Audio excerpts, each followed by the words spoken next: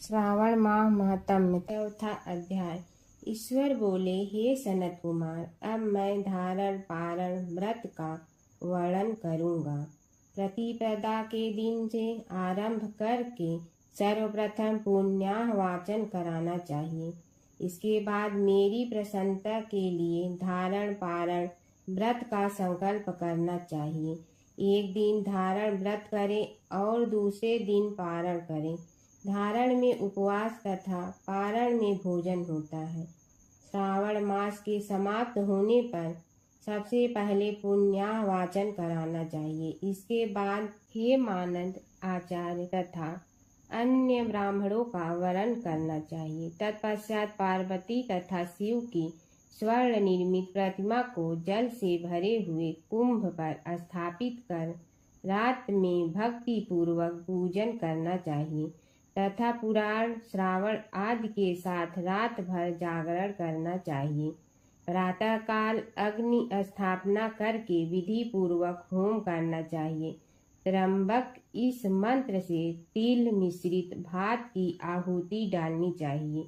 उसी प्रकार शिव गायत्री मंत्र से घृत मिश्रित भात की आहुति डालनी चाहिए और पुनः षडाक्षर मंत्र से खीर की आहुति प्रदान करें। तदंतर पूर्णाहुति देकर होम शेष का समापन करना चाहिए। इसके बाद में ब्राह्मणों को भोजन कराना चाहिए तथा साथ ही आचार्य की पूजा करनी चाहिए। हे महाभाग, इस प्रकार से उद्यापन संपन्न करके मनुष्य ब्रह्म हत्या आदि पातकों से मुक्त हो जाता है। इसमें कोई संदेह नहीं है। अतएव इस महाव्रत को अवश्य करना चाहिए। हे मुनि, अब श्रावण मास में उपवास की विधि को आदर पूर्वक सुनिए। प्रतिपदा के दिन प्रातः काल इस व्रत का संकल्प करें। स्त्री हो या पुरुष, मन तथा इंद्रियों को नियंत्रित करके इस व्रत को करें। अमावस्या तिथि को लोक का कल्याण करने वाले वृष ध्वज शंकर की अर्चना पूजा षोडश उपचारों से करें। तदंतर अपनी सामर्थ्य के अनुसार वस्त्र तथा अलंकार आदि से ब्राह्मणों का पूजन करें, उन्हें भोजन कराएं तथा प्रणाम करके विदा करें। इस प्रकार से किया गया मास उपवास व्रत मेरी प्रसन्नता कराने वाला होता है। हे सनत कुमार, मनुष्यों को सभी सिद्धियां प्रदान करने वाले लक्ष्य संघ या परिमित रुद्रवर्ती व्रत के विधान को सावधान होकर सुनिए। अत्यंत आदर पूर्वक कपास के 11 तंतुओं से बत्तियां बनानी चाहिए। वे रुद्रवर्ती नाम वाली बत्तियां मुझे प्रसन्न करने वाली है। मैं श्रावण मास में भक्ति पूर्वक देव गौरीपति महादेव का इनके लक्ष्य संख्या वाली बत्तियों से निराजन करूंगा। इस प्रकार श्रावण मास के प्रथम दिन विधि पूर्वक संकल्प करके महीने भर प्रतिदिन शिव जी का पूजन कर 1000 बत्तियां से निराजन करें और अंतिम दिन 71,000 बत्तियों से निराजन करें, अथवा प्रतिदिन 3000 बत्तियां आदर पूर्वक अर्पण करें और अंतिम दिन 13,000 बत्तियां समर्पित करें, अथवा एक ही दिन सभी 1,00,000 बत्तियां को मेरे समक्ष जलाएं। प्रचुर मात्रा में घृत में भिगोई जो अस्निग्ध बत्तियां होती हैं वे मुझे प्रिय हैं। तत्पश्चात मुझ विश्वेश्वर का पूजन करके कथा श्रवण करें। सनत कुमार बोले, हे देव, हे जगन्नाथ, हे जगदानंद कारक, कृपा करके आप मुझे इस व्रत के बारे में बताइए। हे प्रभु, इस व्रत को सर्वप्रथम किसने किया तथा इसके उद्यापन में क्या विधि होती है? ईश्वर बोले, हे ब्रह्मपुत्र, व्रतों में उत्तम इस रुद्रवर्ती व्रत के विषय में सावधान होकर सुनिए। यह व्रत महापुण्यप्रद, सभी उपद्रवों का नाश करने वाला, प्रीति तथा सौभाग्य देने वाला, पुत्र पौत्र समृद्धि प्रदान करने वाला, व्रत करने वाले के प्रति शंकर जी की प्रीति उत्पन्न करने वाला तथा परम पद शिव लोक को देने वाला है। तीनों लोकों में इस रुद्रवर्ती के समान कोई उत्तम व्रत नहीं है। इस संबंध में लोग यह प्राचीन दृष्टांत देते हैं। शिप्रा नदी के रम्य तट पर उज्जैनी नामक सुंदर नगरी थी। उस नगरी में सुगंधा नामक एक परम सुंदरी वीरांगना थी। उसने अपने साथ संसर्ग के लिए अत्यंत दुस्सह शुल्क निश्चित किया था। 100 स्वर्ण मुद्रा देकर संसर्ग करने की शर्त रखी थी। उस सुगंधा ने युवकों तथा ब्राह्मणों को भ्रष्ट कर दिया था। उसने राजाओं तथा राजकुमारों को नग्न करके उनके आभूषण आदि लेकर उनका बहुत तिरस्कार किया था। इस प्रकार उस सुगंधा ने बहुत लोगों को लूटा था। उसके शरीर की सुगंध से कोस भर का स्थान सुगंधित रहता था। वह पृथ्वी तल पर रूप, लावण्य और कांति की मानो निवास स्थली थी। वह 6 रागों और 36 रागिनियों के गायन में तथा उनके अन्य बहुत से भेदों की भी गान क्रिया में अत्यंत कुशल थी। वह नित्य में रंभा आदि देवांगनाओं को तिरस्कृत कर देती थी और अपने एक एक पग पर अपनी गति से हाथियों तथा हंसों पर उपवास। किसी दिन वह सुगंधा कटाक्षों तथा भव चालान के द्वारा काम बाड़ों को छोड़ती हुई क्रीड़ा करने के विचार से शिप्रा नदी के तट पर गई। उसने ऋषियों के द्वारा सेवित मनोरम नदी को देखा। वहाँ कई विप्र ध्यान में लगे हुए थे तथा कई जप में लीन थे, कई शिव में रत थे तथा कई विष्णु में तल्लीन थे। हे महामुनि, उसने उन ऋषियों के बीच विराजमान मुनि वशिष्ठ को देखा। उनके दर्शन के प्रभाव से उसकी बुद्धि धर्म में प्रवृत्त हो गई। जीवन तथा विशेष रूप से विषयों से उसकी विरक्ति हो गई। वह अपना सिर झुकाकर बार बार मुनि को प्रणाम करके अपना पाँव की निवृत्ति के लिए मुनि श्रेष्ठ वशिष्ठ जी से कहने लगी। सुगंधा बोली, हे अनाथ नाथ, हे विपेंद्र, हे सर्व विद्या विशारद, हे योगीश, मैंने बहुत से पाप किए हैं। अतः हे प्रभु, उन समस्त पापों के नाश के लिए मुझे उपाय बताइए। ईश्वर बोले, हे सनत कुमार, उस सुगंधा के इस प्रकार कहने पर वे दीन वत्सल मुनि वशिष्ठ अपनी ज्ञान दृष्टि से उसके कर्मों को जानकर आदर पूर्वक कहने लगे। वशिष्ठ बोले, तुम सावधान होकर सुनो। जिस पुण्य से तुम्हारे पाप का पुण्य रूप से नाश हो जाएगा, वह सब मैं तुमसे अब कह रहा हूँ। हे भद्रे, तीनों लोकों में विख्यात वाराणसी में जाओ। वहाँ जाकर तीनों लोकों में दुर्लभ महान पुण्य देने वाले तथा शिव के अत्यंत प्रीतिकर रुद्रवर्ती नामक व्रत को उस क्षेत्र में करो। हे भद्रे, इस व्रत को करके तुम परम गति प्राप्त करोगी। ईश्वर बोले, तब उसने अपने धन लेकर सेवक तथा मित्र सहित काशी में जाकर वशिष्ठ के द्वारा बताए गए विधान के अनुसार व्रत किया। इस प्रकार उस व्रत के प्रभाव से वह सशरीर उस शिवलिंग में विलीन हो गए। हे सनत कुमार, इस प्रकार जो स्त्री इस परम दुर्लभ व्रत को करती है, वह जिस जिस अभिष्ट पदार्थ की इच्छा करती है उसे निसंदेह प्राप्त करती है। हे सुव्रत, अब आप मणिक्यवर्तियों का महात्म्य सुनिए। हे विपेंद्र, उन मणिक्यवर्तियों के व्रत से स्त्री मेरे अर्ध आसन की अधिकारिणी हो जाती है और महाप्रलय पर्यंत वह मेरे लिए प्रिय रहती है। अब मैं इस व्रत की संपूर्णता के लिए उद्यापन का विधान बताऊंगा। चांदी की बनी हुई नंदीश्वर की मूर्ति पर आसीन सुवर्णमय भगवान शिव की पार्वती सहित प्रतिमा को कलश पर स्थापित करना चाहिए। इसके बाद प्रातः काल नदी में निर्मल जल में विधि पूर्वक स्नान करके 11 ब्राह्मणों सहित आचार का वरण करना चाहिए। तत्पश्चात रुद्र सूक्त से अथवा गायत्री से अथवा मूल मंत्र से घृत, खीर तथा बेल पत्रों का होम कराना चाहिए। इसके बाद पूर्णाहुति होम करके आचार आदि की विधिवत पूजा करनी चाहिए तथा सपत्नी 11 उत्तम विप्रों को भोजन कराना चाहिए। हे सनत कुमार, जो स्त्री इस प्रकार से व्रत करती है वह समस्त पापों से मुक्त हो जाती है।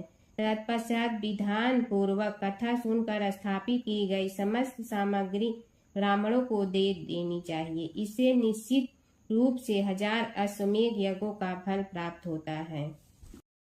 भगवान शिव और माता सती की कथा। दक्ष प्रजापति की सभी पुत्रियां गुणवती थीं, फिर भी दक्ष के मन में संतोष नहीं था। वे चाहते थे उनके घर में एक ऐसी पुत्री का जन्म हो जो सर्व शक्ति संपन्न हो एवं सर्व विजयिनी हो। अतः दक्ष एक ऐसी ही पुत्री के लिए तप करने लगे।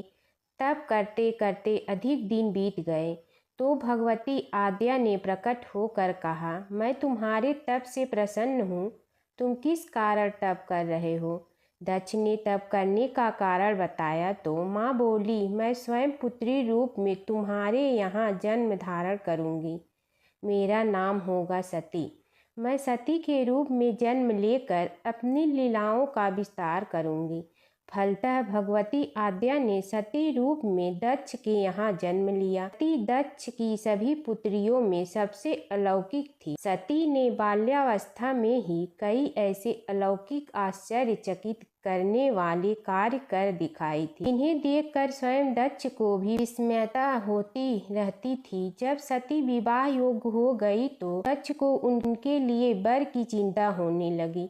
उन्होंने ब्रह्मा जी से इस विषय में परामर्श किया। ब्रह्मा जी ने कहा, सती आद्या की अवतार है। मैं आद्या आदि शक्ति और शिव आदि पुरुष है। अतः सती के विवाह के लिए शिव ही योग्य और उचित वर है। दक्ष ने ब्रह्मा जी की बात मानकर सती का विवाह भगवान शिव के साथ कर दिया। सती कैलाश में जाकर भगवान शिव के साथ रहने लगी। भगवान शिव के दक्ष के दामाद थे, किंतु किसी वजह से दक्ष के हृदय में भगवान शिव के प्रति बैर और विरोध भाव पैदा हो गया। एक बार देवलोक में ब्रह्मा ने धर्म के निरूपण के लिए एक सभा का आयोजन किया था। सभी बड़े बड़े देवता सभा में एकत्र हुए। भगवान शिव भी इस सभा में बैठे थे। सभा मंडल में दक्ष का आगमन हुआ। दक्ष के आगमन पर सभी देवता उठकर खड़े हो गए, पर भगवान शिव खड़े नहीं हुए। उन्होंने दक्ष को प्रणाम भी नहीं किया। फलतः दक्ष ने अपमान का अनुभव किया। केवल यही नहीं, उनके हृदय में भगवान शिव के प्रति ईर्ष्या की आग जल उठी। वे उनसे बदला लेने के लिए समय और अवसर की प्रतीक्षा करने लगे। एक बार सती और शिव कैलाश पर्वत पर बैठे हुए परस्पर वार्तालाप कर रहे थे। उसी समय आकाश मार्ग से कई विमान कनखल की ओर जाते हुए दिखाई पड़े। सती ने उन विमानों को देखकर भगवान शिव से पूछा, प्रभु ये सभी विमान किसके हैं और कहाँ जा रहे हैं? भगवान शंकर ने उत्तर दिया, आपके पिता ने बड़े यज्ञ का आयोजन किया है। समस्त देवता और देवांगनाएं इन विमानों में बैठकर उसी यज्ञ में सम्मिलित होने के लिए जा रहे हैं। इस पर सती ने दूसरा प्रश्न किया, क्या मेरे पिता ने आपको यज्ञ में सम्मिलित होने के लिए नहीं बुलाया? भगवान शंकर ने उत्तर दिया, आपके पिता मुझसे बैर रखते हैं, फिर वे मुझे क्यों बुलाने लगे? सती मन ही मन सोचने लगी, फिर बोली, यज्ञ के इस अवसर पर अवश्य मेरी सभी बहनें आएंगी। उनसे मिले हुए बहुत दिन हो गए। यदि आपकी अनुमति हो तो मैं भी अपने पिता के घर जाना चाहती हूँ। यज्ञ में सम्मिलित हो लूँगी और बहनों से भी मिलने का अवसर मिलेगा। भगवान शिव ने उत्तर दिया, इस समय वहाँ जाना उचित नहीं होगा। आपके पिता मुझसे बैर रखते हैं। हो सकता है वे आपका भी अपमान करें। बिना बुलाए किसी के घर जाना उचित नहीं होता है। इस पर सती ने प्रश्न किया, ऐसा क्यों? भगवान शिव ने उत्तर दिया, विवाहित लड़की को बिना बुलाए पिता के घर नहीं जाना चाहिए, क्योंकि विवाह हो जाने पर लड़की अपने पति की हो जाती है। पिता के घर से उसका संबंध टूट जाता है। लेकिन सती पीहर जाने के लिए हठ करती रही, अपनी बात बार बार दोहराती रही। उनकी इच्छा देखकर भगवान शिव ने पीहर जाने की अनुमति दे दी। उनके साथ अपना एक गढ़ भी साथ में भेज दिया। उस गढ़ का नाम वीरभद्र था। सती वीरभद्र के साथ अपने पिता के घर गई। घर में सती से किसी ने भी प्रेम पूर्वक वार्तालाप नहीं किया। दक्ष ने उन्हें देखकर कहा, तुम क्या यहाँ मेरे अपमान कराने आई हो? अपनी बहनों को तो देखो, वे किस प्रकार भांति के अलंकारों और सुंदर वस्त्रों से सुसज्जित हैं। तुम्हारे शरीर पर मात्र बाघांबर है। तुम्हारा पति शमशानवासी और भूतों का नायक है। वह तुम्हें बाघंबर छोड़कर और पहना ही क्या सकता है। दक्ष के कथन से सती के हृदय में पश्चाताप का सागर उमड़ पड़ा। वे सोचने लगी, उन्होंने यहाँ आकर अच्छा नहीं किया। भगवान ठीक ही कह रहे थे, बिना बुलाए पिता के घर भी नहीं जाना चाहिए। पर अब क्या हो सकता है, अब तो आ ही गई हूँ। पिता के कटु और अपमानजनक शब्द सुनकर भी सती मौन रही। वे उस यज्ञ मंडल में गई जहाँ सभी देवता और ऋषि मुनि बैठे थे तथा यज्ञ कुंड में धू धू करती जलती हुई अग्नि में आहुतियाँ डाली जा रही थी। सती ने यज्ञ मंडप में सभी देवताओं के तो भाग देखे, किंतु भगवान शिव का भाग नहीं देखा। वे भगवान शिव का भाग न देखकर अपने पिता से बोली, पितृ श्रेष्ठ, यज्ञ में तो सबके भाग दिखाई पड़ रहे हैं, किंतु कैलाशपति का भाग नहीं है। आपने उनका भाग क्यों नहीं रखा? दक्ष ने गर्व से उत्तर दिया, मैं तुम्हारे पति शिव को देवता नहीं समझता। वह तो भूतों का स्वामी, नग्न रहने वाला और हड्डियों की माला धारण करने वाला है। वह देवताओं की पंक्ति में बैठने योग्य नहीं है। उसे कौन भाग देगा? सती के नेत्र लाल हो उठे। उनके मुखमंडल प्रलय के सूर्य की भांति तेजोदीप्त हो उठा। उन्होंने पीड़ा से तिलमिलाते हुए कहा, ओह, मैं इन शब्दों को कैसे सुन रही हूँ। मुझे धिक्कार है। देवताओं, तुम्हें भी धिक्कार है। तुम भी उन कैलाशपति के लिए इन शब्दों को कैसे सुन रहे हो? तो मंगल के प्रतीक हैं और जो क्षण मात्र में संपूर्ण सृष्टि को नष्ट करने की शक्ति रखते हैं। वे मेरे स्वामी हैं। नारी के लिए उसका पति ही स्वर्ग होता है। जो नारी अपने पति के लिए अपमानजनक शब्दों को सुनती है, नरक में जाना पड़ता है। पृथ्वी सुनो, आकाश सुनो और देवताओं तुम भी सुनो। मेरे पिता ने मेरे स्वामी का अपमान किया है। मैं अब एक क्षण भी जीवित रहना नहीं चाहती। सती अपने कथन को समाप्त करती हुई यज्ञ के कुंड में कूद पड़ी। जलती हुई आहुतियों के साथ उनका शरीर भी जलने लगा। यज्ञ मंडप में खलबली पैदा हो गई। हाहाकार मच गया। देवता उठकर खड़े हो गए। वीरभद्र क्रोध से कांप उठे। वे उछल उछल कर यज्ञ का विध्वंस करने लगे। यज्ञ मंडप में भगदड़ मच गई। देवता और ऋषि मुनि भाग खड़े हुए। वीरभद्र ने देखते ही देखते दक्ष का मस्तक काट कर फेंक दिया। समाचार भगवान शिव के कानों में भी पड़ा। वे प्रचंड आंधी की भांति कनखल जा पहुँचे। सती के जले हुए शरीर को देखकर भगवान शिव ने अपने आप को भूल गए। सती के प्रेम और उनकी भक्ति ने शंकर के मन को व्याकुल कर दिया। उन शंकर के मन को व्याकुल कर दिया जिन्होंने काम पर भी विजय प्राप्त की थी और जो सारी सृष्टि को नष्ट करने की क्षमता रखते थे। वे सती के प्रेम में खो गए, बेसुध हो गए। भगवान शिव ने उन्मत्त की भांति सती के जले हुए शरीर को कंधे पर रख लिया।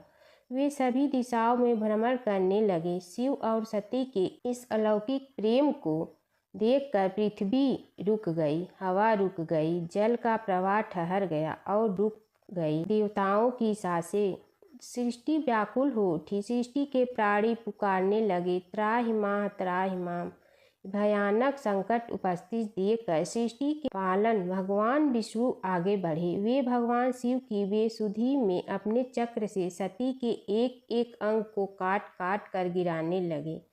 धरती पर 51 स्थानों में सती के अंग कट कट कर गिरे। जब सती के सारे अंग कट कर गिर गए तो भगवान शिव पुनः अपने आप में आए। जब वे अपने आप में आए तो पुनः सृष्टि के सारे कार्य चलने लगे। धरती पर जिन 51 स्थानों में सती के अंग कट कट कर गिरे थे, वे ही स्थान आज शक्तिपीठ माने जाते हैं। आज भी उन स्थानों में सती का पूजन होता है, उपासना होती है तथा शिव और सती का प्रेम, शिव और सती के प्रेम ने उन्हें अमर और वंदनीय बना दिया। भगवान शिव की कथा।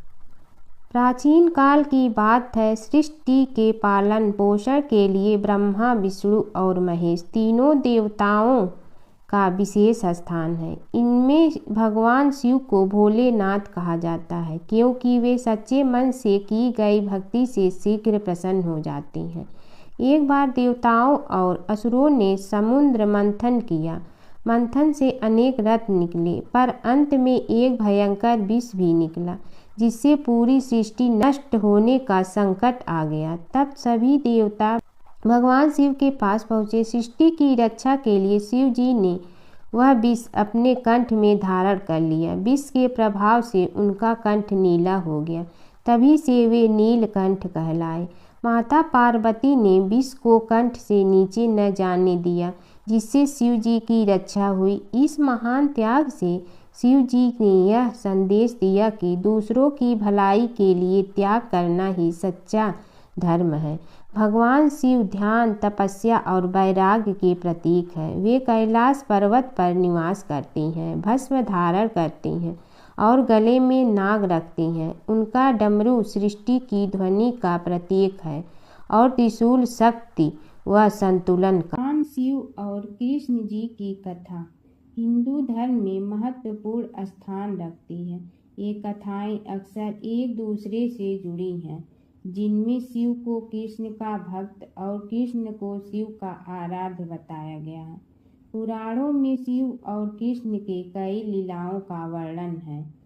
कृष्ण के दर्शन के लिए शिव का साधु वेश में गोकुल जाना। एक पौराणिक कथा के अनुसार भगवान शिव एक साधु का वेश धारण करके गोकुल में कृष्ण के दर्शन के लिए गए थे।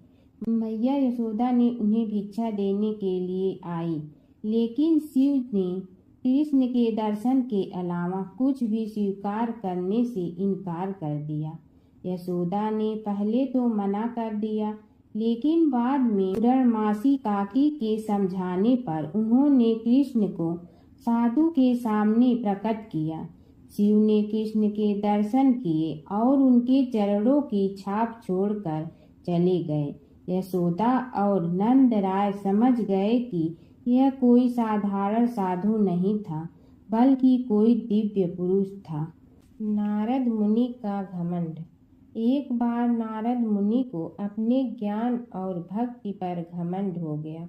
कृष्ण ने नारद मुनि की परीक्षा लेने के लिए उन्हें एक गांव में भेजा, जहां एक महिला अपने पति के बीमार होने पर बहुत दुखी थी।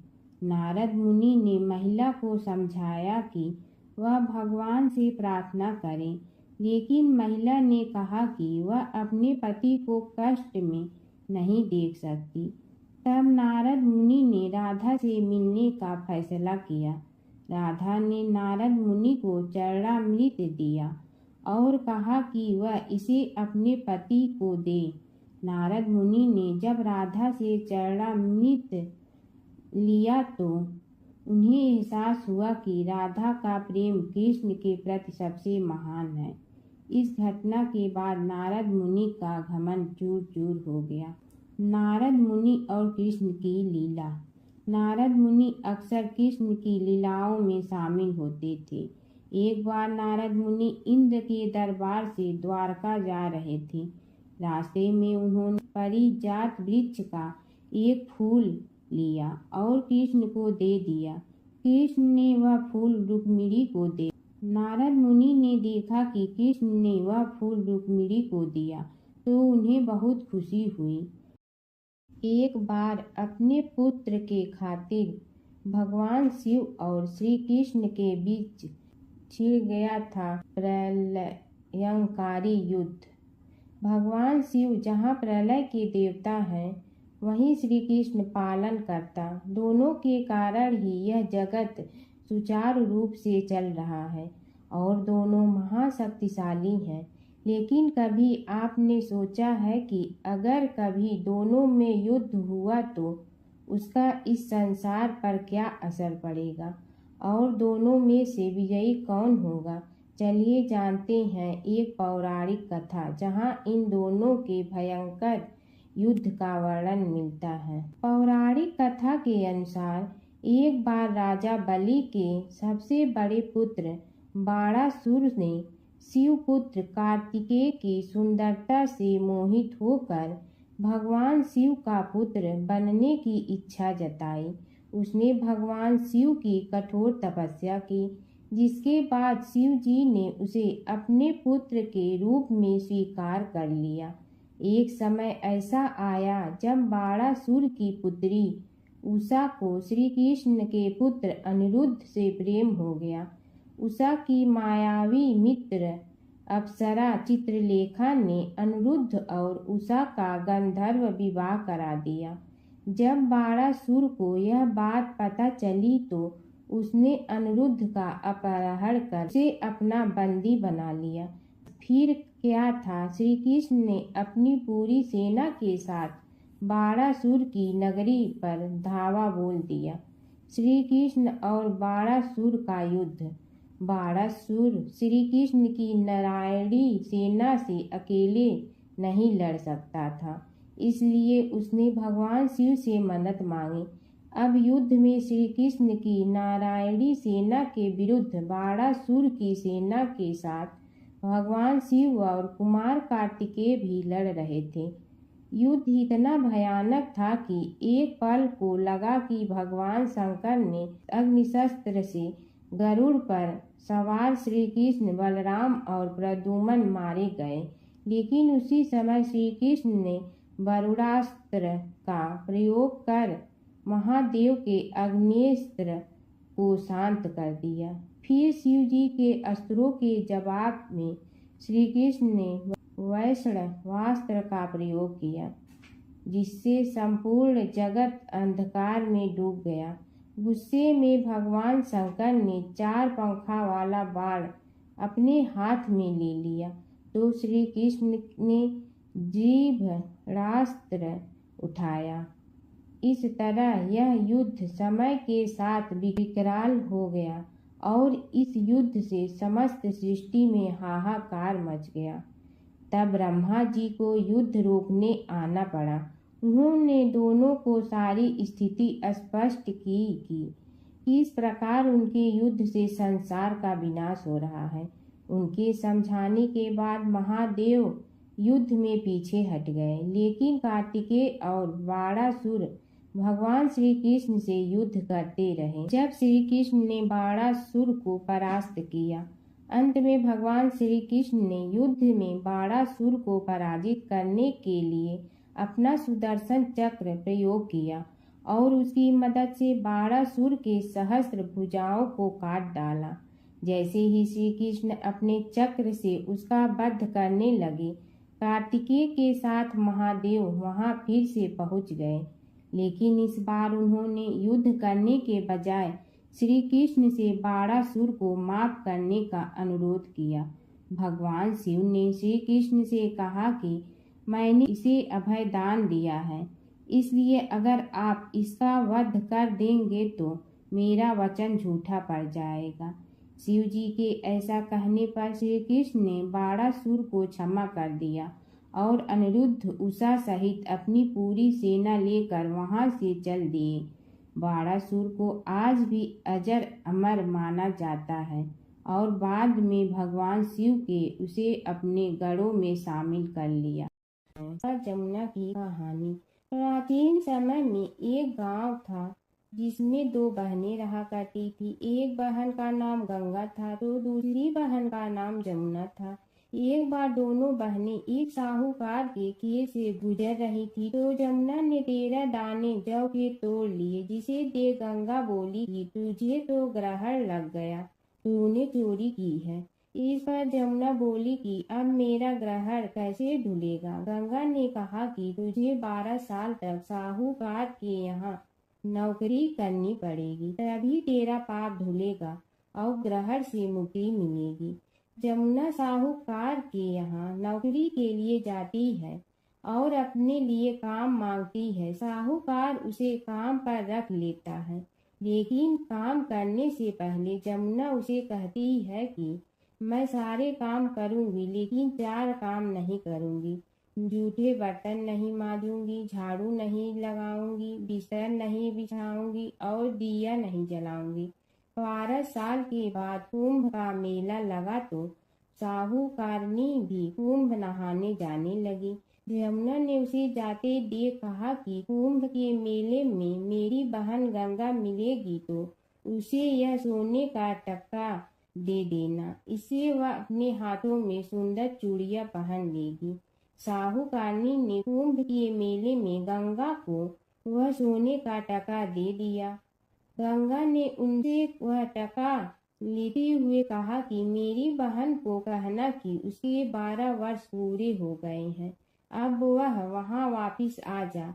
साहूकार व साहूकारनी वापिस घर आए तब जमुना मटके में पानी भर रही थी। दोनों जमुना से बोले कि हमने सोने का वह टका तेरी बहन गंगा को दे दिया था और उसने कहा है कि तेरे 12 वर्ष पूरे हो गए हैं, इसलिए अब तुम वापिस जाओ। यह समाचार सुनते ही जमुना सहस्त्र धारा में बदल गई और बहने लगी।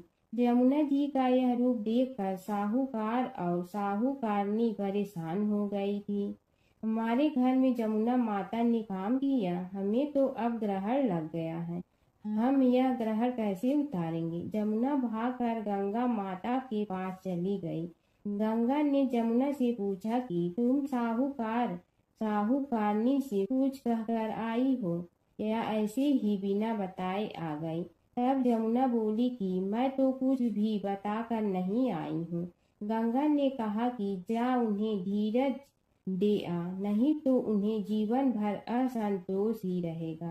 गंगा के कहने पर जमुना माता ने साहूकारनी को सपने में दर्शन दिए और कहा कि तुम दोनों उल्टे माथे क्यों पड़े हो, जाओ उठकर खाओ पियो। तब दोनों बोले कि हम कैसे उठे, हमें तो ग्रहण लगा है, क्योंकि हमने उल्टे सीधे और पता नहीं कितने नीच कार्य आपसे कराए हैं।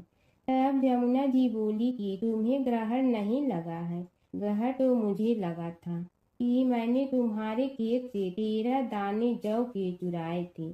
मैं तो अपना ग्रहण उतारने तुम्हारे घर आई थी। मेरा ग्रहण तुम्हारे घर में 12 वर्ष तक रहने से उतर गया है और मेरी मुक्ति हो गई है। यमुना जी ने कहा कि तुम्हें कोई ग्रहण नहीं लगा है, उल्टे मेरे 12 वर्ष तक यहाँ रहने से तुम्हारी भी मुक्ति हो गई है। यह कहकर यमुना जी स्वप्न से चली गई। दोनों उठकर देखते हैं कि उनके घर में पहले से भी अधिक धन हो गया है। हे यमुना माता, जैसे आपने साहूकार व साहूकारनी की मुक्ति कराई, वैसे ही आप अपने सभी भक्तों की करना। नगर बसेरे की कहानी। किसी गांव में एक भाट व एक जाट रहता था। दोनों में घनिष्ठ मित्रता थी। एक बार जाट अपनी बहन के घर जाने को तैयार हुआ तो भाट अपनी ससुराल जाने को तैयार हुआ। दोनों साथ चल पड़े तो रास्ते में रुककर एक कुएं की मुंडेर पर बैठ गए। जाट ने भाट से कहा कि नगर बसेरा कर लेते हैं। इस पर भाट बोला कि तू ही नगर बसेरा कर ले, मैं तो अपनी ससुराल जा रहा हूँ, वहाँ खूब खातिर होगी मेरी, तू कर ले नगर बसेरा। जाट वहीं कुएं के पास बैठ पानी की घंटी और चावल का दाना लेकर नगर बसेरा करने लगा। नगर बसेरा करने के साथ जाट कहने लगा कि नगर बसेरा जो करे सो मल धोवे पाँव, ताता माड़ा तापसी देगी मेरी माँ, माँ देगी मावशी देगी द्वारका का वास, मीठा मीठा घास वृंदावन का वास, 5 कुल्ठी छठी रास मेरी जीगड़ो श्री कृष्ण के पास, डालू पानी हो जाए घी झट से निकल जाए मेरा जी। यह सब कर कर कि वह जाट बहन के पास चल पड़ा। जाट की बहन ने भाई के आने पर उसकी खातिर की खी बूढ़ा के साथ भाई को जिमाया। दोनों ने बैठकर ढेर सारी बातें की। इधर भाट अपने ससुराल पहुंचा तो वहां आग लगी हुई थी। आग बुझाने वह भी लग गया, जिसमें हाथ मुंह भी काले हो गए और खुद भी थोड़ा सुलझ गया। ना रोटी ना पानी के लिए ही किसी ने पूछा। एक पड़ोसन आई तो उसने भाट की सास को कहा कि जमाई आया है, जरा उस आओ भगत कर लो। बुढ़िया बोली कि सब कुछ तो जल गया है, अब कहाँ से आओ भगत करूं। तब पड़ोसन ने ही भाट को एक रोटी के साथ छाछ दी। उसने वही खाकर गुजारा किया। शाम को दोनों फिर घर की ओर चल पड़े और रास्ते में मिल गए और एक दूसरे का हाल पूछा। भाट बोला कि मेरी ससुराल में तो आग लगी हुई थी, आग बुझाते मैं खुद काला हो गया हूँ, ना रोटी मिली ना पानी। जाट बोला कि मेरी तो बहुत खातिर हुई। फिर बोला कि मैंने कहा था ना कि नगर बसेरा कर ले, अब कर ले, लेकिन भाट ने फिर मना कर दिया। कहने लगा कि चाहे रोटी दे या न दे, तेरी तो माँ है, दही चूरमा का पेड़ा धरा पाएगा। भाट ने फिर नगर बसेरा नहीं किया, जाट ने कर लिया। नगर बसेरा जो करे सो मल धोए पाँव, ताता मारा तापसी देगी मेरी माँ। माँ देगी मावशी देगी द्वारका का वास, मीठा मीठा घास वृंदावन का वास। 5 कुल्ठी छठी रास, मेरा जी बड़ो श्री कृष्ण के पास। डालू पानी हो जाए घी, झट से निकल जाए मेरा जी। करके वह चल पड़ा। घर पहुँचते ही जाट की मौसी ने बहुत लाड प्यार किया। उधर भाट घर गया तो उसकी भैंस खो गई थी। बाप एक लाठी रखे तो दूसरी उठाए और कहने लगा कि ससुराल गया तो आग लगा दी, अब यहाँ आया तो भैंस खो दी। बाप ने कहा कि पहले भैंस लेकर आ, तभी रोटी पानी मिलेगा। सारा दिन भाट भैंस ढूंढता रहा, लेकिन उसे भैंस नहीं मिली। जाट और भाट की मुलाकात फिर से बाजार में हो गई। जाट ने भाट के हाल चाल पूछे तो भाट बोला कि आते ही भैंस खो गई, बस उसी दिन से भैंस ढूंढ रहा हूँ। रोटियां का तो पूछो ही मत। जाट ने कहा कि मैंने तो पहले ही कहा था कि नगर बसेरा कर ले। जाट की बात सुनकर भाट बोला कि तेरे नगर बसेरे में इतनी ताकत है तो चल अब कर लेते हैं। दोनों ने बैठकर नगर बसेरा किया। नगर बसेरा जो करे सो मल धोवे पाँव, ताता मारा तापसी देगी मेरी माँ। माँ देगी मौसी देगी द्वारका का वास, मीठा मीठा घास वृंदावन का वास। 5 कुल्ठी छठी रास, मेरा जीवड़ो श्री कृष्ण के पास। डालू पानी हो जाए घी, झट से निकल जाए मेरा जी। दोनों के नगर बसेरा करने पर भाट जैसे ही आगे बढ़ा तो उसकी खोई भैंस मिल गई, जिसे लेकर घर पहुंचा। घर पहुंचते ही माँ ने कहा कि लड़के को आते ही घर से निकाल दिया, सारे दिन से ये भूखा प्यासा भटक रहा है। यह कहकर उसकी माँ ने उसको खूब खिलाया पिलाया। इस घटना के बाद सारे नगर में ढिंढोरा पिटवा गया कि तब कोई अपने पीहर या सास से आते जाते नगर बसेरा करें। जैसे भाट को नगर बसेरा करने का फल मिला, वैसे ही हर किसी को मिले। प्राचीन काल की बात है। नैमिषारण्य क्षेत्र में ऋषि महर्षि और साधु संतों का समाज जुड़ा था। उसमें श्री सूत जी भी विद्यमान थे। शौनक जी ने उनकी सेवा में उपस्थित होकर निवेदन किया कि हे अज्ञान रूप घोर तिमिर को नष्ट करने में करोड़ों सूर्यों के समान प्रकाशमान श्री सूत जी हमारे कानों के लिए अमृत के समान जीवन प्रदान करने वाले कथा तत्व का वर्णन कीजिए। हे सूत जी, हमारे हृदयों में ज्ञान के प्रकाश की वृद्धि तथा भक्ति, वैराग्य और विवेक की उत्पत्ति जिस कथा से हो सकती हो, वह हमारे प्रति कहने की कृपा कीजिए। शौनक जी की जिज्ञासा से सूत जी बड़े प्रसन्न हुए। पूरा तन इतिहासों के स्मरण से उनका शरीर पुलकायमान हो रहा था। वे कुछ देर उसी स्थिति में विराजमान रहकर कुछ विचार करते रहे। और अंत में बोले, शौनक जी, इस विषय में आपके चित्त में बड़ी जिज्ञासा है। आप धन्य हैं जो सदैव ज्ञान की प्राप्ति में तत्पर रहते हुए विभिन्न पुराण कथाओं की जिज्ञासा रखते हैं। आज मैं आपको ज्ञान के परम स्रोत रूप श्री गणेश जी का जन्म कर्म रूप चरित्र सुनाऊंगा। गणेश जी से ही सभी ज्ञानों सभी विद्याओं का उद्भव हुआ है। अब आप सावधान चित्त से विराजमान हो। श्री गणेश जी के ध्यान और नमस्कार पूर्वक उनका चरित्र श्रवण करें। नमस्तस्मै गणेशाय ब्रह्मा विद्या प्रदायिनी यनागस्त्यसमः साक्षात विघ्न सागर सोसड़े। कैसे हैं वे श्री गणेश जो सभी प्रकार की ब्रह्म विद्याओं को प्रदान करने वाले अर्थात ब्रह्मा के सगुण और निर्गुण स्वरूप पर प्रकाश डालने और जीव ब्रह्मा का अभेद प्रतिपादन करने वाली विद्याओं के दाता हैं। वे विघ्नों के समुद्रों को महर्षि अगस्त के समान शोषण करने में समर्थ हैं। इसलिए उनका नाम विघ्न सागर शोषक के नाम से प्रसिद्ध है। मैं उन भगवान श्री गणेश जी को नमस्कार करता हूँ। प्रथम पूजा के अधिकारी श्री गणेश जी यह कहकर सूत जी कुछ समय के लिए मौन हो गए और फिर बोले, शौनक जी, भगवान गणेश जी ही सर्वप्रथम पूजा प्राप्ति के अधिकारी हैं। किसी भी देवता की पूजा करो, पहले उनकी पूजा करो। शौनक जी ने निवेदन किया, हे भगवान, हे सूत, सर्वप्रथम यह बताने की कृपा कीजिए कि गणेश जी को प्रथम पूजा का अधिकार किस प्रकार प्राप्त हुआ। इस विषय में मेरी बुद्धि मोह को प्राप्त हो रही है कि सृष्टि रचयिता ब्रह्मा जी, पालन करता भगवान नारायण और संहार करता शिव जी में से किसी को प्रथम पूजा का अधिकारी क्यों नहीं माना गया। यह त्रिदेव ही तो सबसे बड़ा देवता माने जाते हैं।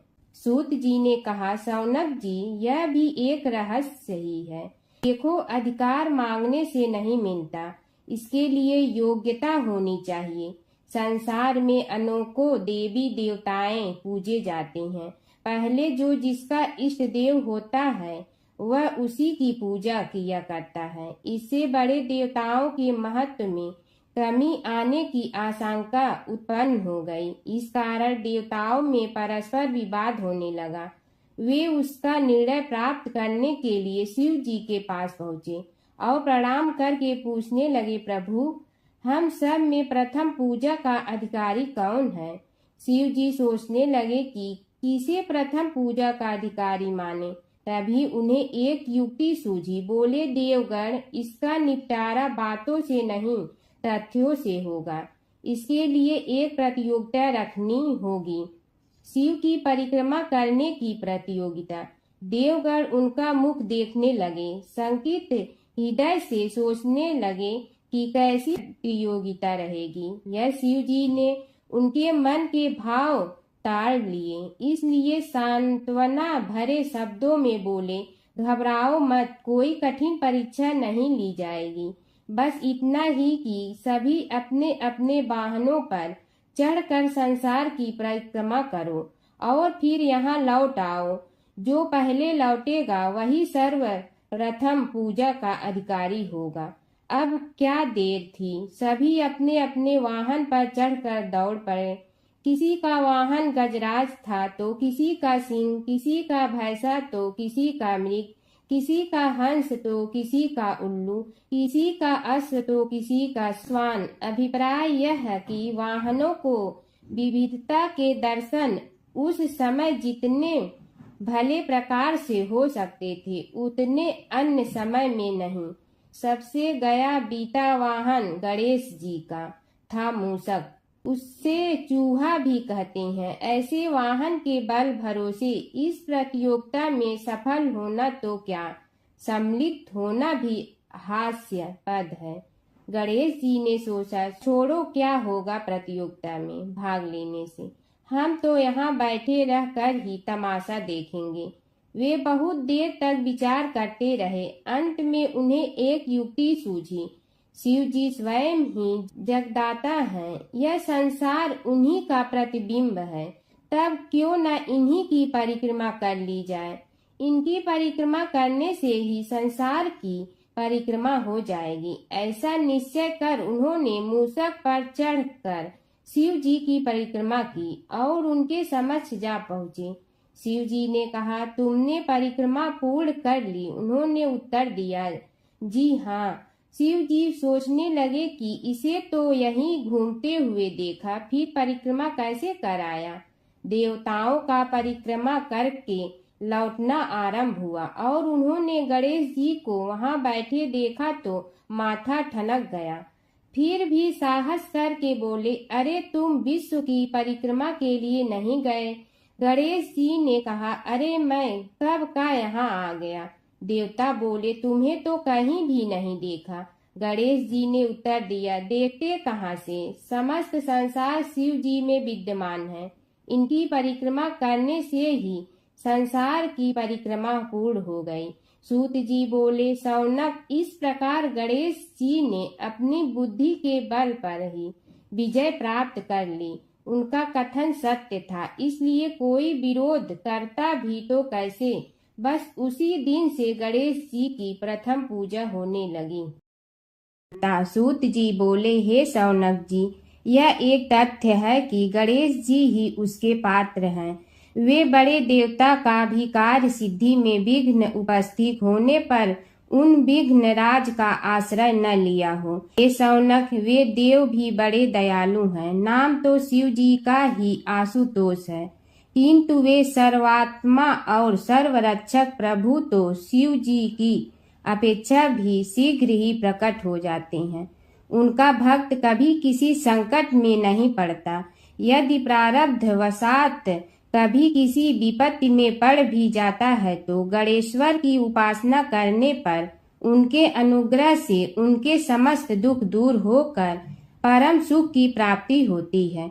शौनक ने कहा, हे सूत जी, हे महाभाग, हे प्रभु, मैं गणेश जी के विभिन्न चरित्रों का अध्ययन करना चाहता हूँ, तो मुझे बताइए कि किस ग्रंथ का अवलोकन करूँ। ये दयामय, आपको तो उनके समस्त चरित्र विदित है कि यदि आप ही उन्हें सुनाने की कृपा करें तो मेरा अत्यधिक उपकार होगा।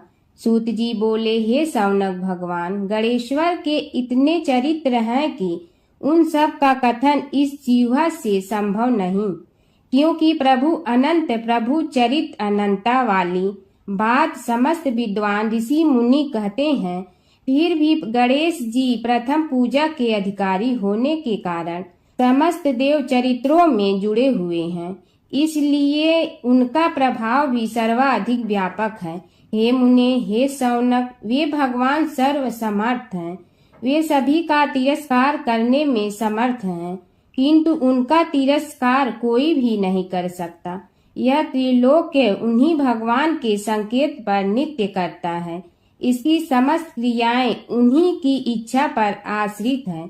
हे शौनक भगवान गणेश्वर स्वयं कहते हैं, शिवे विष्णु च शक्तौ च सूर्ये मयि निराधिप यो भेद बुद्धि योगः स सम्य योगो मतो मम। हे नरेश्वर, हे वरेण्य, शिव, विष्णु, शक्ति, सूर्य और मुझ गणेश में जो अभेद बुद्धि योग है, मेरे मत में वही सम्यक योग है।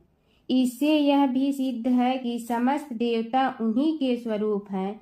वे ही भगवान विभिन्न कार्य रूपों के अनुसार अपना भिन्न भिन्न नाम रखते हैं। हे मुनि श्रेष्ठ, उन सब देवताओं के चरित्र भी उन्हीं गणराज के चरित्र हैं। यद्यपि सब चरित्र एक ही ग्रंथ में मिलने में संभव नहीं है, फिर भी गणेश्वर के अनेकों प्रमुख चरित्रों का वर्णन गणेश पुराण में हुआ है। राजा सोमकांत का वृतांत कथन। शौनक जी ने पूछा, हे प्रभु, गणेश पुराण का आरंभ किस प्रकार हुआ, यह मुझे बताने की कृपा करे। इस पर सूत जी ने कहने लगे, हे शौनक, यद्यपि गणेश पुराण है, तो बहुत प्राचीन, क्योंकि भगवान गणेश्वर तो आदि हैं। न जाने कब से गणेश जी अपने उपासकों पर कृपा करते चले आ रहे हैं। उनके अनंत चरित्र हैं, जिनका संग्रह एक महापुराण का रूप ले सकता है। उसे एक बार भगवान नारायण ने नारद जी को और भगवान ने शंकर और जगन जननी पार्वती जी को सुनाया था। बाद में वही पुराण संक्षेप रूप में ब्रह्मा जी ने महर्षि वेद व्यास को सुनाया और फिर व्यास जी ने महर्षि भृगु को सुनाया। भृगु ने कृपा करके सौराष्ट्र के एक राजा सोमकांत को सुनाया था। तब से वह पुराण अनेक कथाओं में विस्तृत होता रहा और अनेक कथाओं से रहित होता हुआ अनेक रूप में प्रचलित है। शौनक जी ने पूछा, भगवान आप यह बताने का कष्ट करें कि राजा सोमकांत कौन था? उसने महर्षि से गणेश पुराण का श्रवण कहाँ किया था? उस पुराण के श्रवण से उसे क्या क्या उपलब्धियां हुई? हे नाथ, मुझे श्री गणेश्वर की कथा के प्रति उत्कंठा बढ़ती ही जा रही है। सूत जी बोले, हे शौनक, सौराष्ट्र के देवनगर नाम की एक प्रसिद्ध राजधानी थी। वहाँ का राजा सोमकांत था। वह अपनी प्रजा का पुत्र के समान पालन करता था। वह वेद ज्ञान संपन्न, शस्त्र विद्या में पारंगत एवं प्रबल प्रतापी राजा, समस्त राजाओं में मान्य तथा अत्यंत वैभवशाली था। उसका ऐश्वर्य कुबेर के भी ऐश्वर्य को लज्जित करता था। उसने अपने पराक्रम से अनेकों देश जीत लिए थे। उसकी पत्नी अत्यंत रूपवती, गुणवती, धर्माज्ञा एवं पतिव्रत धर्म का पालन करने वाली थी। वह सदैव अपने प्राणनाथ की सेवा में लगी रहती थी। उसका नाम सुधर्मा था। जैसे वह पतिव्रता थी, वैसे ही राजा भी एक पत्नी व्रता का पालन करने लगा। उसके हेमकांत नामक एक सुंदर पुत्र था। वह भी सभी विद्याओं का ज्ञाता और अस्त्र शस्त्रादि के अभ्यास में निपुण हो गया था। यह सभी श्रेष्ठ लक्षणों से संपन्न, सद्गुणी एवं प्रजा जनों के हितों का अत्यंत पोषक था। इस प्रकार राजा सोमकांत स्त्री पुत्र, पशुवाहन, राज्य एवं प्रतिष्ठा आदि से सब प्रकार सुखी था। उसे दुख तो था ही नहीं। सभी राजागण उसका हार्दिक सम्मान करते थे तथा उसकी श्रेष्ठ कीर्ति भी संसार व्यापी थी। परंतु युवा अवस्था के अंत में सोमकांत को घृणित कोष्ठ रोग हो गया। उसके अनेक उपचार किए गए, किंतु कोई लाभ नहीं हुआ। रोग शीघ्रता से बढ़ने लगा और उसके कीड़े पड़ गए। जब रोग की अधिक वृद्धि होने लगी और उसका कोई उपाय न हो सका, तो राजा ने मंत्रियों को बुलाकर कहा, सुव्रतो, जाने किस कारण यह रोग मुझे पीड़ित कर रहा है।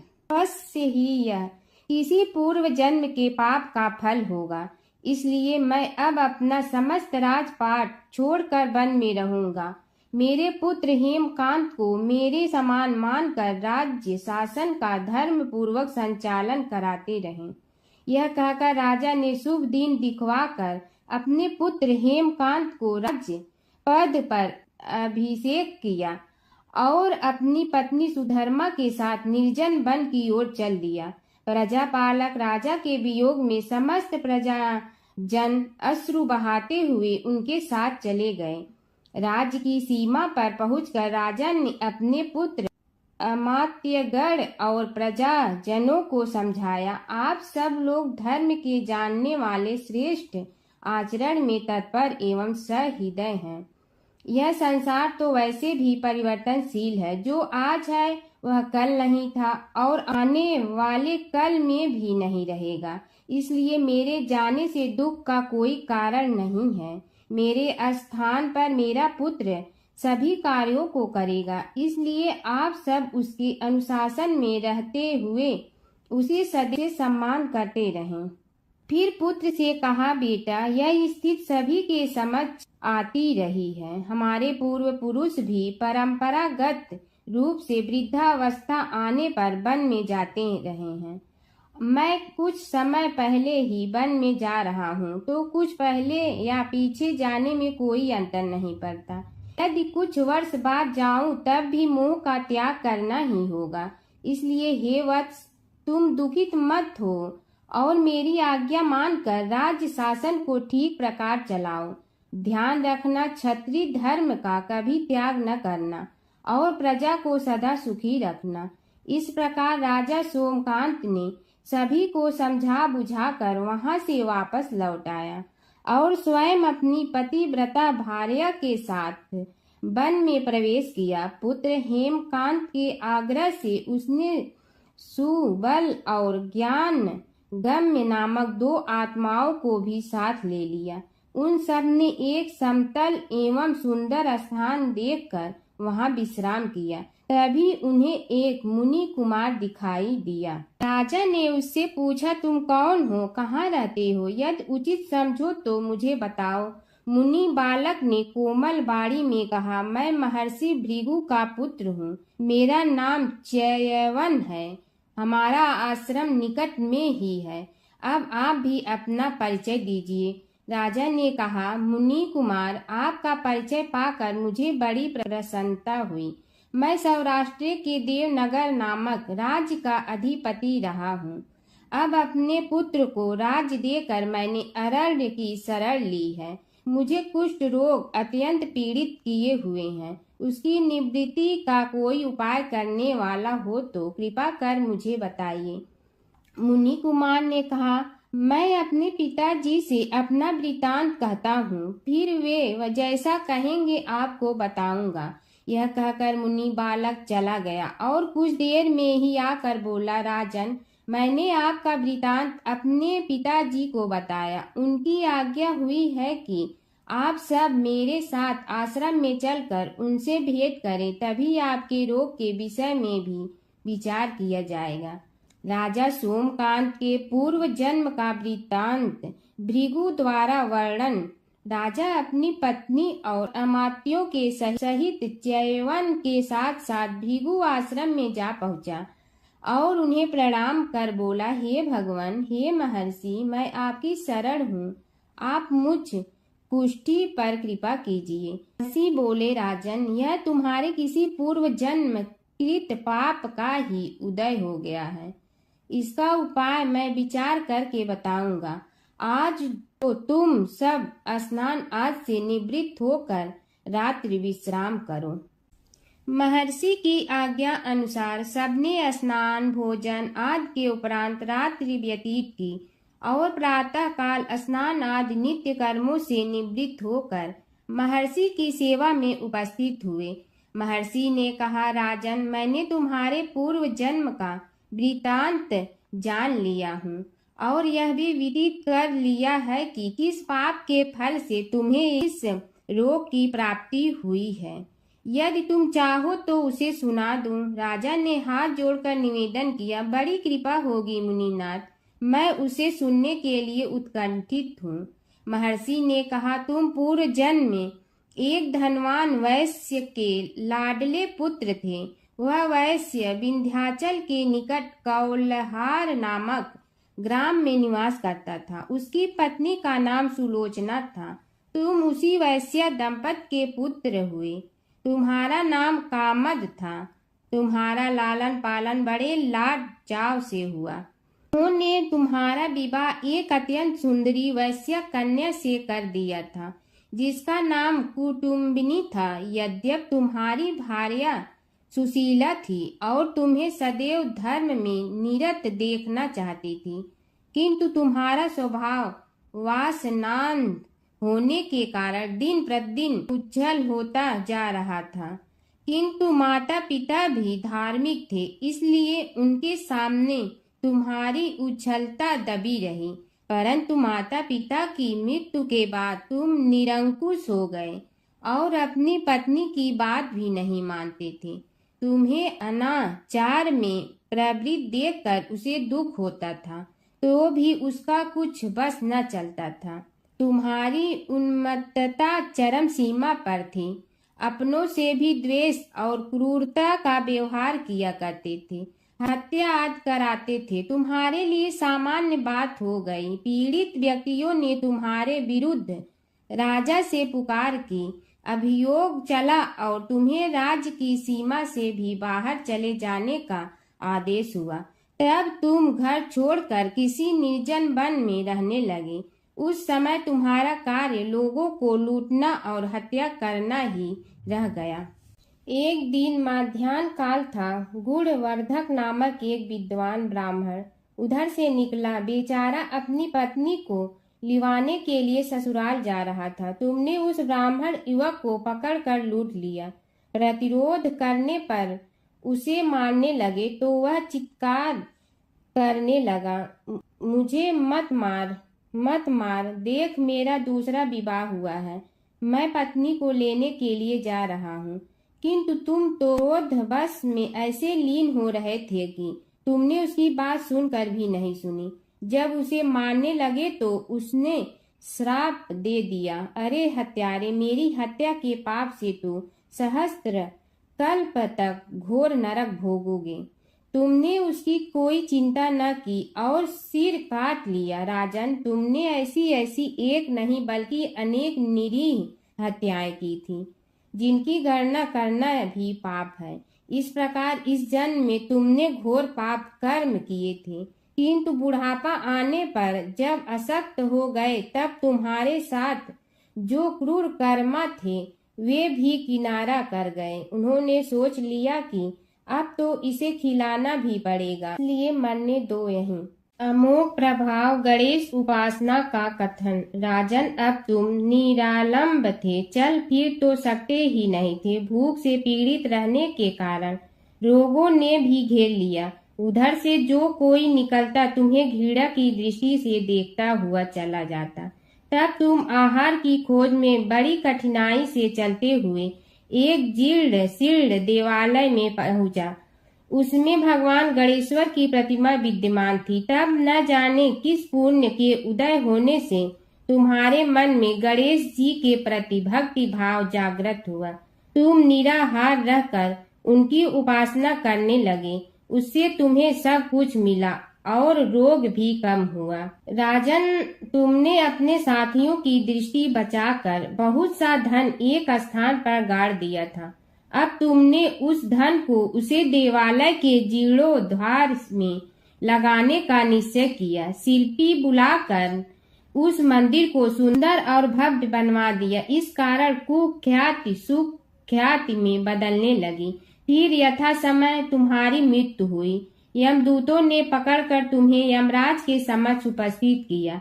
यमराज तुमसे बोले, जीव, तुमने पाप और पुण्य दोनों ही किए हैं और दोनों का ही भोग तुम्हें भोगना है, किंतु पहले पाप का फल भोगना चाहते हो पुण्य का। इसके उत्तर में तुमने प्रथम अपने पुण्य कर्मों के भोग की इच्छा प्रकट की और इसीलिए उन्होंने तुम्हें राजकुल में जन्म लेने के लिए भेज दिया।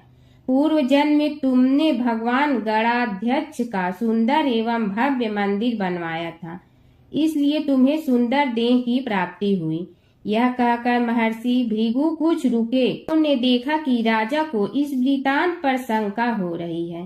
तभी महर्षि के शरीर में असंख्य विकराल पक्षी उत्पन्न होकर राजा की ओर झपटे। उनकी चोंच बड़ी तीक्ष्ण थी, जिनसे वे राजा के शरीर को नोच नोच कर खाने लगे। उसके कारण उत्पन्न असहनीय पीड़ा से व्याकुल हुए राजा ने महर्षि के समक्ष हाथ जोड़कर निवेदन किया, प्रभु, आपका आश्रम तो समस्त द्वेष आदि से परे है और यहाँ मैं आपकी शरण में बैठा हूँ। तब यह पक्षी मुझे आकर ही क्यों पीड़ित कर रहे हैं? हे मुनिनाथ, इनसे मेरी रक्षा कीजिए। महर्षि ने राजा के अंतर्वचन सुनकर सांत्वना देते हुए कहा, राजन, तुमने मेरे वचनों में शंका की थी और जो मुझ सत्यवादी के कथन में शंका करते हैं उसे खाने के लिए मेरे शरीर से इसी प्रकार पक्षी प्रकट हो जाते हैं, जो कि मेरे हुंकार करने पर भस्म हो जाया करते हैं।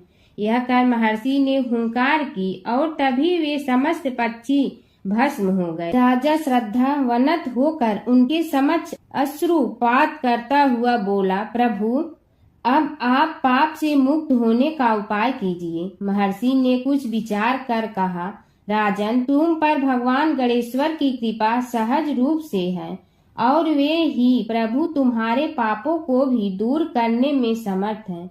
इसलिए तुम उनके पाप नाशक चरित्रों का श्रवण करो। गणेश पुराण में उनके चरित्रों का भले प्रकार वर्णन हुआ है, अतएव तुम श्रद्धा भक्ति पूर्वक उसी को सुनने में चित्त लगाओ। राजा ने प्रार्थना की, महामुनि, मैंने गणेश पुराण का नाम भी आज तक नहीं सुना, तो उनके सुनने का सौभाग्य कैसे प्राप्त कर सकूंगा। हे नाथ, आपसे अधिक ज्ञानी और प्रकांड विद्वान और कौन हो सकता है। आप ही मुझ पर कृपा कीजिए। महर्षि ने राजा की दीनता देखकर उसके शरीर पर अपने कमंडल का मंत्रपूत जल छिड़का। तभी राजा को एक छींक आई और नासिका से एक अत्यंत छोटा काले वर्ण का पुरुष बाहर निकल आया। देखते देखते वह बढ़ गया। उसके भयंकर रूप को देखकर राजा कुछ भयभीत हुआ, किंतु समस्त आश्रमवासी वहां से भाग गए। वह पुरुष महर्षि के समक्ष हाथ जोड़कर खड़ा हो गया। उन्हें उसकी ओर देखा और कुछ उच्च स्वर में बोले, तू कौन है, क्या चाहता है। वह बोला, मैं साक्षात पाप हूँ, समस्त पापियों के शरीर में मेरा निवास है। आपके मंत्रपूत जल के स्पर्श से मुझे विवश होकर राजा के शरीर से बाहर निकलना पड़ा है। अब मुझे बड़ी भूख लगी है, बताइए क्या खाऊं और कहाँ रहूं। महर्षि बोले, तू उस आम के अवकाश स्थान में निवास कर और उसी वृक्ष के पत्ते खाकर जीवन निर्वाह कर। यह सुनते ही वह पुरुष आम के वृक्ष के पास पहुंचा, किंतु उसके स्पर्श मात्र से वह वृक्ष जलकर भस्म हो गया। फिर जब पाप पुरुष को रहने के लिए कोई स्थान दिखाई न दिया तो वह भी अंतर्हित हो गया। ये समय की बात है कि विष्णु भगवान का विवाह लक्ष्मी जी के साथ निश्चित हो गया। विवाह की तैयारी होने लगी। सभी देवताओं को निमंत्रण भेजे गए, परंतु गणेश जी को निमंत्रण नहीं दिया। कारण जो भी रहा हो, अब भगवान विष्णु की बारात जाने का समय आ गया। सभी देवता अपनी पत्नियों के साथ विवाह समारोह में आए। उन सब ने देखा कि गणेश जी कहीं दिखाई नहीं दे रहे हैं। तब वे आपस में चर्चा करने लगे कि क्या गणेश जी को कोई न्योता नहीं दिया है या स्वयं गणेश जी ही नहीं आए हैं। सभी को इस बात पर आश्चर्य होने लगा। तभी सबने विचार किया कि विष्णु भगवान से ही इसका कारण पूछा जाए। विष्णु भगवान से पूछने पर उन्होंने कहा कि हमने गणेश जी के पिता भोलेनाथ महादेव को न्योता भेजा है। यदि गणेश जी अपने पिता के साथ आना चाहते हैं तो आ जाते, अलग से न्योता देने की कोई आवश्यकता भी नहीं थी। दूसरी बात यह है कि उनको 1.25 मन मूंग, 1.25 मन चावल, 1.25 मन घी और 1.25 मन लड्डू का भोजन दिन भर में चाहिए। यदि गणेश जी नहीं आएंगे तो कोई बात नहीं, दूसरे के घर जाकर इतना सारा खाना पीना अच्छा भी नहीं लगता।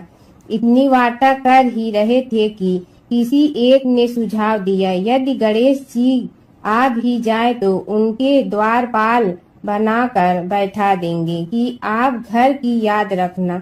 आप तो चूहे पर बैठकर धीरे धीरे चलोगे तो बारात से बहुत पीछे रह जाओगे। यह सुझाव भी सबको पसंद आ गया, तो विष्णु भगवान ने भी अपनी सहमति दे दी। होना क्या था कि इतने में गणेश जी वहां आ पहुंचे और उन्हें समझा बुझाकर घर की रखवाली करने बैठा दिया गया। बारात चल रही थी, तब नारद जी ने देखा कि गणेश जी तो दरवाजे पर ही बैठे हुए हैं, तो वे गणेश जी के पास गए और रुकने का कारण पूछा। गणेश जी कहने लगे कि विष्णु भगवान ने मेरा बहुत अपमान किया है। नारद जी ने कहने लगे कि अपनी मूसक देना को आगे भेज दे तो वह रास्ता खोद देगी, जिससे उनके वाहन धरती में धंस जाएंगे। तब आपको सम्मान पूर्वक बुलाना पड़ेगा। अब तो गणेश जी ने अपनी मूसक सेना जल्दी से आगे भेज दी और सेना ने जमीन पोली कर दी। जब बारात वहां से निकली तो रथों के पहिए धरती में धंस गए। लाख कोशिश करे परंतु पहिए नहीं निकले। सभी ने अपने अपने उपाय किए, परंतु पहिए तो नहीं निकले, बल्कि जगह जगह से टूट गए। किसी की समझ में नहीं आ रहा था कि अब क्या किया जाए। तब तो नारद जी ने कहा, आप लोगों ने गणेश जी का अपमान करके अच्छा नहीं किया। यदि उन्हें मना कर लाया जाए तो आपका कार्य सिद्ध हो सकता है और यह संकट टल सकता है। शंकर भगवान ने अपने दूत नंदी को भेजा और वे गणेश जी को लेकर आए। गणेश जी का आदर सम्मान के साथ पूजन किया। तब कहीं रथ के पहिए निकले। अब रथ के पहिए निकल के परंतु टूट फूट गए तो उन्हें सुधारे गए। पास के खेत में खाती काम कर रहा था, उसे बुलाया गया। खाती अपना कार्य करने के पहले श्री गणेशाय नमः कहकर गणेश जी की वंदना मन ही मन करने लगा। देखते ही देखते खाती ने सभी पहियों को ठीक कर दिया। तब खाती कहने लगा कि हे देवताओं, आपने सर्वप्रथम गणेश जी को नहीं मनाया होगा और न ही उनकी पूजन की होगी, इसीलिए तो आपके साथ यह संकट आया है। हम तो मूर्ख अज्ञानी हैं, फिर भी पहले गणेश जी को पूजते हैं, उनका ध्यान करते हैं। आप लोग तो देवतागण हैं, फिर भी आप गणेश जी को कैसे भूल गए। अब आप लोग भगवान श्री गणेश जी की जय बोल कर जाएं तो आपके सब काम बन जाएंगे और संकट कट जाएंगे। ऐसा कहते हुए बारात वहां से चल दी और विष्णु भगवान को लक्ष्मी जी के साथ विवाह संपन्न करा के सभी सकुशल घर लौट आए। हे गणेश जी महाराज, आपने विष्णु को जैसे कारज सारियो ऐसे कारज सबको सिद्ध कर जो। बोलो गजानन भगवान की जय। भगवान शिव के गढ़ नंदी का कथा। नंदी कैसे बने शिव के गढ़। शिव की घोर तपस्या के बाद शिलाद ऋषि ने नंदी को पुत्र रूप में पाया था। शिलाद ऋषि ने अपने पुत्र नंदी को संपूर्ण वेदों का ज्ञान प्रदान किया। एक दिन शिलाद ऋषि के आश्रम में मित्र और वरुण नाम के दो दिव्य ऋषि पधारे। नंदी ने अपने पिता की आज्ञा से उन ऋषियों की उन्होंने अच्छे से सेवा की। जब ऋषि जाने लगे तो उन्होंने शिलाद ऋषि को तो लंबी उम्र और खुशहाल जीवन का आशीर्वाद दिया, लेकिन नंदी को नहीं। तब शिलाद ऋषि ने उनसे पूछा कि उन्होंने नंदी को आशीर्वाद क्यों नहीं दिया। इस पर ऋषियों ने कहा कि नंदी अल्पायु है। यह सुनकर शिलाद ऋषि चिंतित हो गए। पिता की चिंता को नंदी ने जानकर पूछा, क्या बात है पिताजी। तब पिताजी ने कहा कि तुम्हारी अल्पायु के बारे में ऋषि कह गए हैं, इसीलिए मैं चिंतित हूँ।